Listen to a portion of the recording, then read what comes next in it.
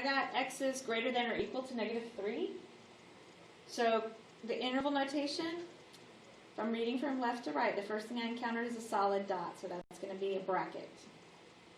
It's at -3, then the shading, so that's a comma, then an arrowhead, that's an infinity sign, and infinity signs always are followed by parentheses.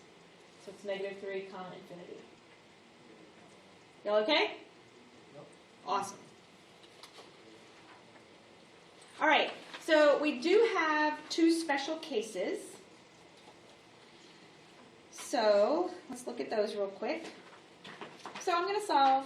I got 4x is less than or equal to -7 plus 4x. So I'm going to move all my x's to the left. So I got to subtract 4x. And when I do, my x's eliminate and give me 0 is less than or equal to -7. Now I have to check that. If this statement is true,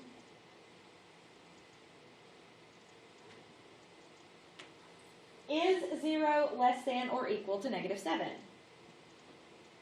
Is 0 less than or equal to -7? No. That means it's greater than, which means this is no solution.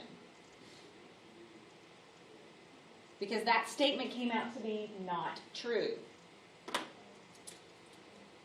That's the first special case.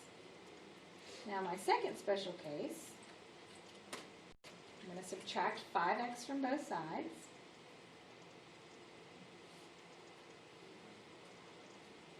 And again, my x's eliminate, and I get 7 is greater than -8.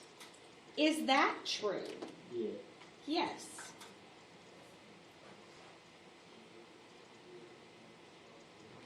That means it's all real numbers.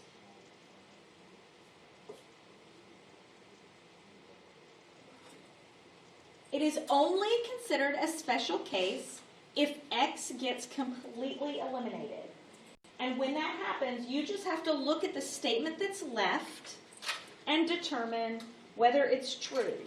So what do both special cases have in common? X is eliminated. How do you know if the answer is an empty set or all real numbers?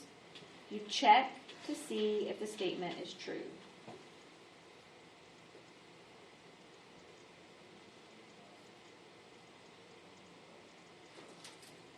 If it's true, it's all real numbers. If it's not, it's no solution. That makes sense. Not true, no solution. So, all right, there's two more to practice. I wanted to do the first one because it has a fraction in it, and I know fractions, for some reason, freak us out, which they should not if they do. So I have 6 minus 5. Now, I've been telling you guys this for a couple of days or maybe a couple of weeks. If you'll take the x, I know it's written next to the fraction, but it can either be written next to it or it can be written on top. So I'm going to write it like this because that makes it easier for me to solve. So now x is already on the left, so I'm going to start by moving to 6. So I'm going to subtract 6 from both sides. Now I have -5x over 2 is greater than -10. Now I need to get x by... Multiply the 2 both sides. Yes, multiply the 2 by both sides. And the 2 is not negative, so I'm just multiplying by a +2. So now I have -5x is greater than -20. That's the worst greater than sign. Now I can get rid of -5. And I'm dividing by a negative number, which means this sign has to flip. So I end up getting x is less than 4.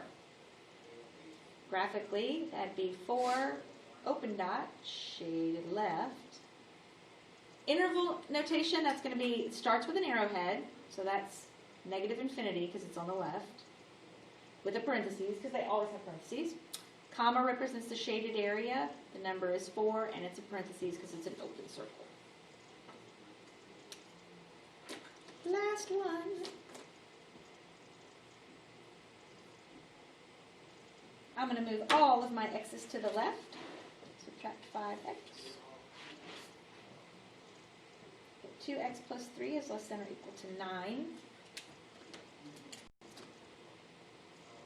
Subtract 3. 2x is less than or equal to 6. Divide by 2. X is less than or equal to 3.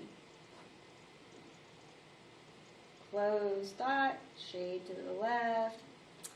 It would be parentheses, negative infinity, comma, 3, bracket.